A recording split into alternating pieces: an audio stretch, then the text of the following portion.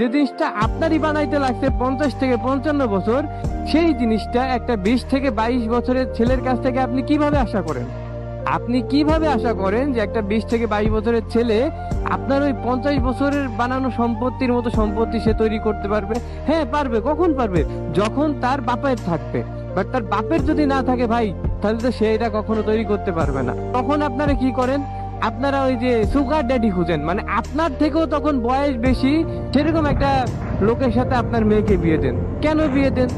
কেননা সেই লোকের তো বাড়ি গাড়ি ব্যাংক ব্যালেন্স সবই আছে, থাকবেই তো ভাই, কেননা তার বয়স 40 থেকে 50 বছর, তখন তো তার ওই জিনিস থাকবেই। আমি যখন 40 থেকে 50 বছর ওয়েট করবো বিয়ে না করে, তাহলে আমারও ওরকম সম্পত্তি হবে। আপনার মেয়ের বয়স 18 বছর, আপনি যদি তাকে 40 45 বছর একটা পুরুষের সাথে বিয়ে দেন ভাই, সে জীবনেও সুখী হইতে পারবে না, জীবনও মনে শান্তি পাবে না। কেননা প্রতিটা মেয়ের ড্রিম থাকে একটা স্মার্ট অল্প বয়সী ছেলের সাথে যেন তার বিয়ে হয়।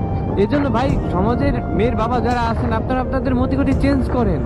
আপনারা অল্প বয়সী একটা ছেলে হাতে আপনার মেয়েকে তুলে দেন, তাকে একটা কর্মসংস্থানে তৈরি করতে সাহায্য করুন, দেখবেন আপনার মেয়ে অনেক ভালো থাকবে ভাই। টাকা পয়সা আমাদের ভালো রাখে, কিন্তু ভাই মানসিক শান্তি আমাদের তখনই দেয় যখন আমরা পারিবারিকভাবে সুখে থাকতে পারি।